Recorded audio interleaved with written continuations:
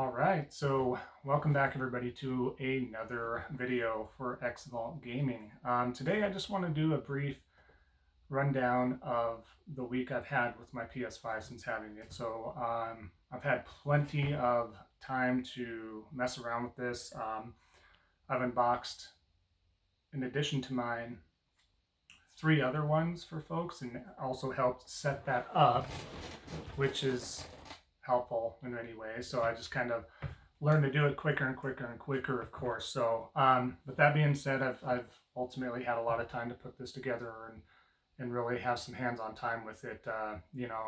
Just looking at the hardware in general to setting it up, the ease of use, the differences between what we consider this gen versus last gen now. At this point, we'll probably talk to this as new gen still, probably for the first 6 months, because that's what it's going to be, especially since it's very difficult to get your hands on one, unfortunately, due to the box and scalpers and all that, and limited availability. But if anybody's been around long enough to have gone through multiple console launches, uh, it's always been scarce, right?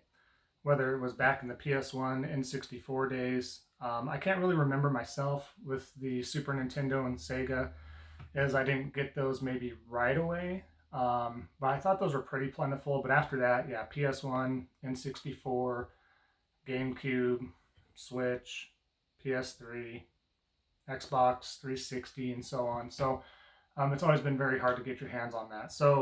Hopefully these videos help, and some of this can help determine if you need to wait anyways, or if it's not a big deal. So there's a lot of things to it. I've been thoroughly impressed with my time with the PlayStation 5. And a lot of that is because of a lot of skepticism, really.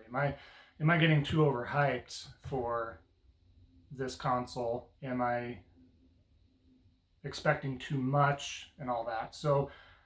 With that being said, the answer, long short, is no. I didn't overhype myself. I think it has delivered on everything it needs to at the moment. There's, of course, some small fixes and some things that we'll see, some quality of life improvements as time goes on. So again, that's very typical upon a new console launch.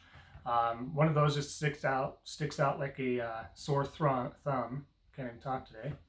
Is the storage, right? And whether that's on the Series X, Series S, or the PS5, they all have limited storage. The Series X does have a little bit more, but when you're looking at a couple hundred gigs more as opposed to a full terabyte or something, that's when you're looking at something that's very expansive. So right now I have about 5 or 6 games downloaded on the PS5, and this is with some media capture and all sorts of stuff on there. I'm not running short anytime soon. So obviously if you're playing something like Call of Duty Warzone, the free-to-play battle royale there, you're gonna run into some problems with having that on there and a bunch of other games. So you got to kind of pick and choose. But really, especially even if we can play with the last gen games, right? You're gonna have room to work with. Personally, I've been gaming for a very long time. That's why I've been doing this. Is what I feel like I can share some knowledge on. I play anywhere from 3 to 4 games at one time.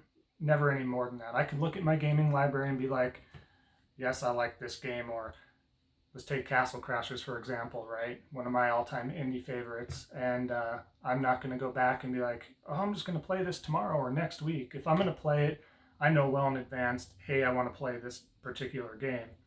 And that's what I'll do. My PS4 Pro, I had 2 terabytes on there, maybe filled half of that up at any given time. I just don't like to have a lot of stuff on there. When you have a lot of items, games, storage, whatever on your storage device, then that can eventually slow down your system in general anyway. So in my opinion, I would say a max of keeping games and storage of save data and whatever else have you. I would say around 10 personally. If you have more than that, you can absolutely, but I don't think you'll do any more than that. It's very rare you're going to switch between more than 10 games at one time. So really, I think everybody kind of understands that. Everybody has their I would say top 3 to 5 games that they know they're playing right offhand, right? So with that out of the way, let's get down to everything else that I've had an experience to try out on here. The first thing we'll get right out of the gate here as well is the SSD, the speed, right? What differentiates this gen from last gen? And I think the first thing is not so much graphics, right? Everything's kind of caught up to that. It's about what you can bring to the table now on top of the graphics, what it's able to produce. So we have frame rate, we have now ray tracing, we have, yes, better resolution and textures and stuff like that. But as far as seeing a natural leap, let's say from the PlayStation 1 to the PS2 or PS2 to PS3 or original Xbox to the 360, we're not going to see that kind of a jump anymore going forward. It's going to be very incremental because we've caught up, so to speak. And so now we're just adding on to what kind of experience we can do and bring to the table with this current new gen, right? So that's what we have to work with. So again, the SSD, and this is the same for the Series X, they're both very fast. And you can tell right away. You load up the system and you can tell that we're just right to the menu. It's no longer waiting after menu after menu. When I start up multiple games, it just goes right there. It's super convenient. It makes it feel like, oh, I've stopped a game. Do I want to start now after dinner? Do I want to start now because it's going to take forever to load it up and I have to sit there? And it's just kind of a barrier, right? Before, where you sit there and really debate if you need to start it up. But now it's like, do I want to start it up? It takes literally seconds. So sure, why not? I can hop in and do an online multiplayer match, or I can get a little bit further in this game and put it on suspend or something like that. So you definitely have a lot of possibilities and options, right? So that's been really, really nice. Now, the other thing I do want to mention here is the DualSense controller. This right here is the game changer, in my opinion, with everything. Everything on the system looks nice. It runs great. I've messed around with Astrobot. That's a free pre-installed game, which to me, it's on the same bar as I would put like a brand new Mario game. I mean, it's not as good as Mario Odyssey. I played Mario Odyssey, and that is in a tier of its own. However, this Astrobot, for what it is, really gives you a nuance of the 3D platformers and just what it can do. And so speaking on that, what we have is the ability to feel so much in here. And I'm not just talking about your normal rumbles and sensations from a typical controller where it has, both motors in each side, and you hold it and you feel it, right? And you feel that in there, or you feel a little bit maybe.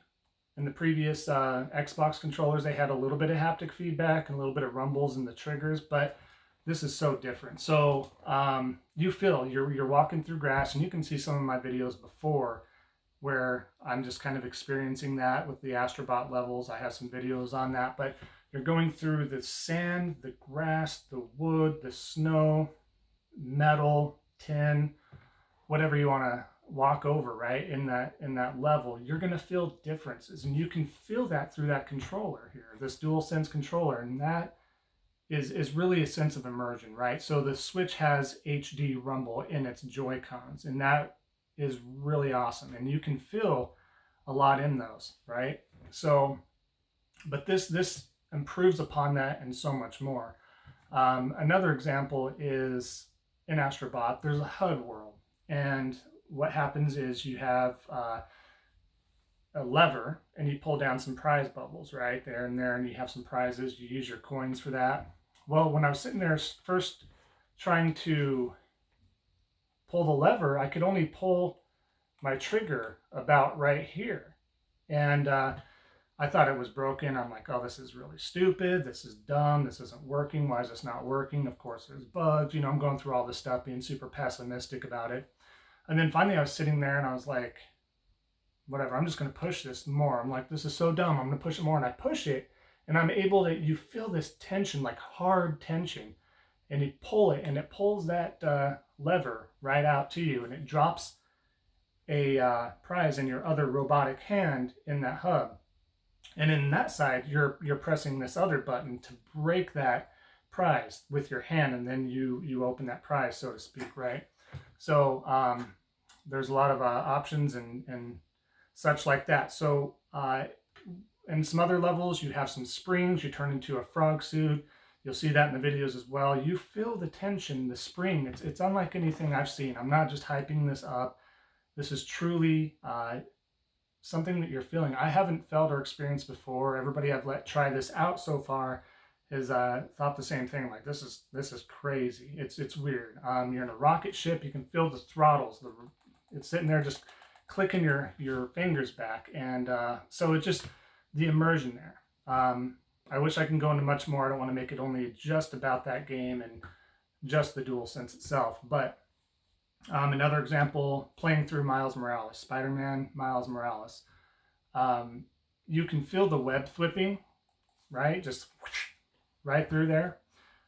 You can feel that tension there. It doesn't go all the way down, so it's partially down, and then it has this bump. So it feels like you're hitting the web shooter itself by hitting that button, and you're thwipping through the city, on the buildings, pulling yourself. It's really unreal.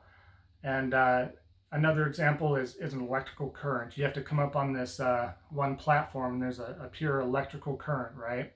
And you're feeling this throughout the entire base and handles of this, but it feels like you are holding something on the outside where you can feel that electrical current truly pulsating and like slithering its way through coils and wires and all that. It feels like you can truly do that. So, time will tell if other third-party developers will start doing this and utilizing the haptic feedback and the special rumble motors and all that. Because it would be a shame if anybody did stop utilizing these features, because it really is a game changer. I know the newest Call of Duty Cold War is implementing that with some of the guns that you have. You have different rumbles and different feedback on the triggers from the recoil and the bullets and everything like that. So every single gun has its own type of feel. And yes, I've even dabbled in a little bit of Fortnite, and you do when you're closing that trigger for the pistols or the AR. You can certainly feel that. You have to press a little more and a little harder down, right? And you just have those options. And I just think it's a really cool feature. It makes it feel new. It's and I understand Xbox didn't have to change their controller much. It's pretty much near perfection. I think if they would have left it at the 360 to a T, the 360 controller, I don't think it needed to be touched. They can refine some things inside, of course, or maybe some of the buttons to feel a little different and triggers. But as far as the actual sculpt model, in my opinion, that was my favorite of all time, believe it or not. I did enjoy the Dreamcast controller a lot, but this right here has overtaken my favorite controller of all time. The only difference is you don't have the asymmetrical analog, so you don't have an analog up here, and then your digital down here, kind of like the Xbox, right? So, but they did increase the size a little bit. You have the two-tone. It's really nice. The touchpad is just as responsive as ever, and you can do a bunch of different features that way as well. And I hope folks can utilize it. You do have a speaker that recreates sound outside of that as well. So if someone's talking to you from an intercom or something, it gives you the illusion that someone's talking through your walkie-talkie or speaker of some sort, right? So I've always liked that. The PS4 controller had that as well, but this really kind of improves upon it. I've always liked that feature. It just felt different and unique. So there's that option as well. What also is neat is they have the speaker down here. And how many times have we forgot to put on our headphones, or they're sitting far away from us and we have a friend that wants to talk and we're on a multiplayer game or something. We don't want to get up and do it, or we're just part of a really good team. We happen to find a good group online, right? And again, your headset's just nowhere to be found, or the battery's dead, or. Well, this can pick up everything, and you can mute it. You have a little button right here that can mute that. But if you don't, you can talk through here, and people can hear you clear as day. I've had Courtney playing with me multiple times. She's had her speaker on through here. She's talking through it. I can hear her just fine. And this, you don't have to hold it up here to talk. You can hold it down by your lap, and you can hear it so crystal clear. It's really amazing. So I'm a big fan. I'm a big fan of everything that this has to offer, and I think the biggest experience aside from the SSD itself is this controller. The 4K is nice. The ray tracing is fantastic. If I have the option to choose between 60 frames per second, if not more, that's wonderful, right? PCs have had the ability to do this for some time now with that sort of technology. As long as you're willing to upgrade your pieces and parts, you're going to have that ability. So again, it's to the point, and that's where I give major props to Nintendo, right? Every single console that they've come out with, they've innovated. They changed it up a lot, and sometimes we're looking at their controllers like, what's going on? Or I don't like this, or I do. I don't like this feature, but I like that feature. They take those gambles, and as you know, the PlayStation didn't stray super far from anything it's particularly used to, but they did go a long ways with this, and I'm very impressed. So, and haven't done anything that made me shy away from something where on Nintendo there's some things I don't care for. You know, I like with the Switch, I don't like the Joy-Cons at all. I use the Pro controller for anything and everything I can. I just can't stand the Pro Joy-Con controllers, anyways. And even if it's hooked up in handheld mode, they're fine, but it just doesn't feel the same. I'd rather put it on its kickstand and use my Pro controller and call it good. But I have a Nintendo Switch for that reason, because it has those exclusive games. So going back over to Sony, right? Why do you need a PS5? All these new features are fantastic, but what brings you to a console, much like why folks get a Nintendo, is because of the exclusives, right? What do I have to do to play a game on this console? So we have a lot of things here. So there's nothing right out the gate aside from Demon's Souls that's purely PS5 console exclusive, but that game has had raving reviews. I haven't got it yet because I just don't feel like spending the $70 on it. Yes, you heard right, $70 for new gen games. The third parties and such like that are staying around the 60. Some games are even at 40, depending on the length of the game or what goes into the game. But if it's a pure AAA full game with plenty of content, they're going to start selling these, whether it's on the Series X, Series S, or PlayStation 5. They're going to go for $70. But pro tip here, if you can wait at least a month, you're going to get a sale on that, at least $10 off, if not more. And a prime example of that is any Ubisoft game. So any Watch Dogs game, Far Cry, Assassin's Creed, right? You're going to see those drop in price dramatically within a month of their release. I mean, look at Watch Dogs Legion. They're dropping that down to $30 here for Black Friday. And even if it wasn't Black Friday, I guarantee you a minimum of $10 off on that game. So instead of $59.99, $49.99. And the same thing will happen with Assassin's Creed Valhalla and when the next Far Cry game comes out as well. And typically that'll happen with EA games if you can wait, or any game really. The only one that you can't get away with that on is AAA game exclusive games. That may take a little bit longer, but again, if you're willing to wait, you can certainly save you some money. So don't feel like you need to spend that $70+ at any given notice, unless you've been dying for that game, right? So back to the console review itself. I kind of strayed away, but I thought I'd just share some of that information with you guys. So the look and size of the console, right? As you've seen the unboxing video previously, it's a big beast, right? I did want to stand it up. I think it looks best stood up, but it doesn't look bad on its side. It looks good either way, but I prefer it standing up, so I just have it on the top of my entertainment center. In advance, I knew this was going to be a pretty big console from everything I've been seeing and hearing about, so I made sure I had the room to do so. It doesn't look the best up there, I'll admit. Eventually, I might just end up putting it on its side just to make everything kind of look better and gel together more. I might even get kind of one of those hide-it mounts, not to necessarily put behind the TV, but maybe just on the wall next to the TV. Put the wires through and everything behind the TV and still look really clean. So there's plenty of options there, but you know, it's a good looking console in my opinion. So The plates, you've probably seen in other videos perhaps, the plates do come off, and I expect Sony to start selling specialized plates or theme plates, colors, and you can change that color from white to whatever that might be. I think that's just a matter of time. But with any console, you don't usually get a bunch of colors right out of the gate, right? They want you to have the base models and colors, get everybody familiar with that standard look. And then as time goes on, okay, here's some new fresh content and accessories and everything here, right? So definitely some options there. A huge deal with getting a PlayStation 5 if you do try to get one earlier. A big benefit is the PS Plus collection. Now, you get 20 games for having the PS5. Yes, you have to have PlayStation Plus, just like if you had to have Xbox Live or Gold, or let's say the Nintendo subscription there. I forget, I think it's just Nintendo Online, if I remember right. But you get certain games, right?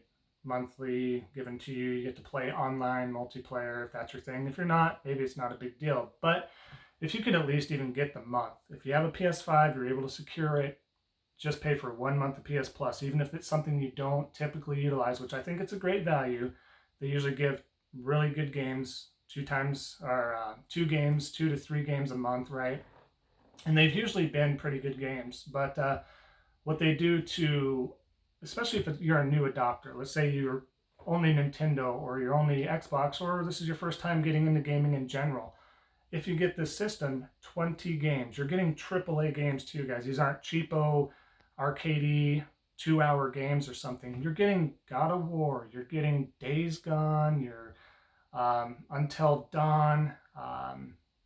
Let's see, right now you can even include Middle Earth, Shadow of War, Hollow Knight.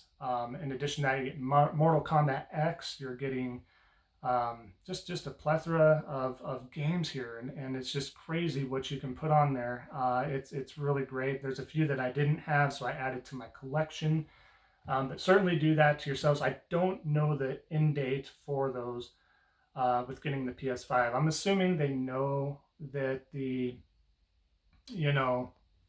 variety and quantity that they can give out right now and selling the PS5s, not everybody can get their hands on one. So I think they're going to extend this for a little while. So don't fret too much, but you're going to get 20 games right off the bat, and they're phenomenal games, every single one. I'm not even kidding. A lot of my favorites on there.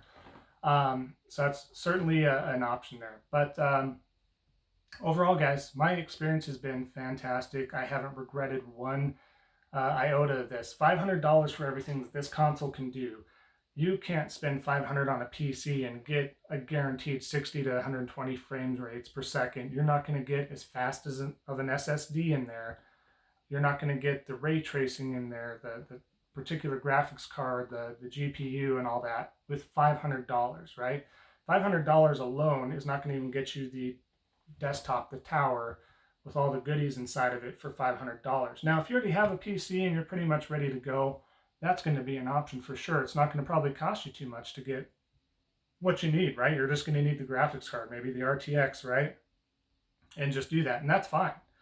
But if you don't have a PC and you're anywhere from a casual to even a hardcore gamer, you're going to find great value in this. And the same goes for the Series X, right? If you don't have a PC, it is a great console because all the power, the 12 teraflops, as opposed to the PlayStation 5's 10.2. It's not a major gap, but it's there. And you're getting all the same features as the PS5 to a point, right? Just slightly. So you have more teraflops in the Series X, and you're going to have a little bit faster of an SSD on the PS5. So both are going to have their nuances. You're going to get some differences here with the PS5. Like I said, I think there's a great incentive to jump on there and do that.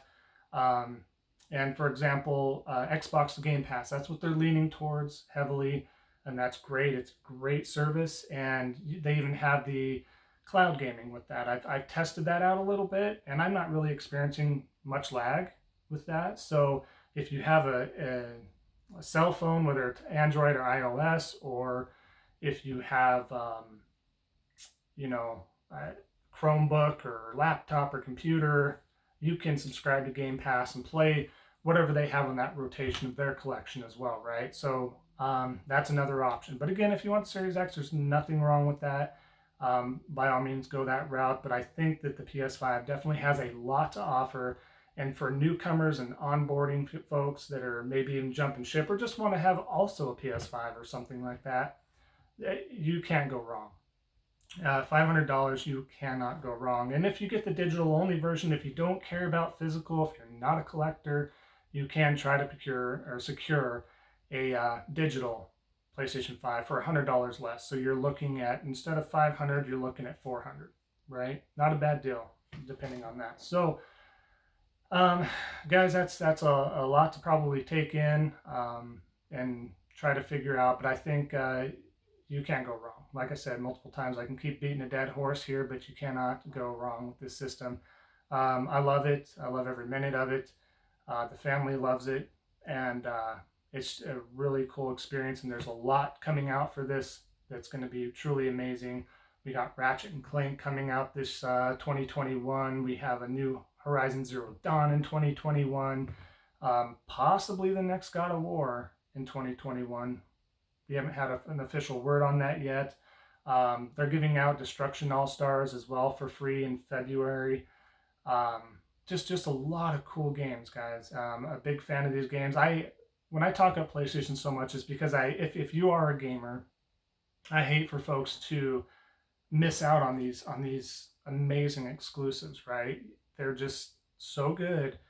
And I hate when people are like, oh yeah, I'm just playing on this game, I'm playing this third party game, and I'm like, that's all you have this system for, is just that third party game. That's all. And they reply, well, yeah, and I'm like, I'll tell you what, just if you find a way to give yourself a chance, check out the PlayStation side of things with the games alone. Whether you can borrow the system from a buddy, you can even subscribe to kind of an equivalent, not quite on the same level at all, so don't get me wrong, but kind of an equivalent of Game Pass, but it's called PlayStation Now. This is $10 a month.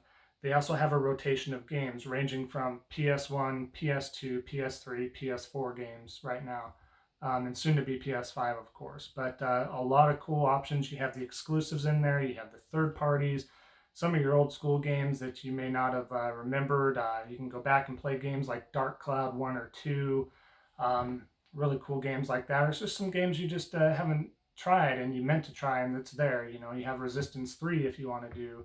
But I do recommend downloading the games if you can, rather than streaming it. The streaming isn't as good as it should be, so download it, you're going to be just fine. But you can use PlayStation Now on any PlayStation console, or you can do that on a PC.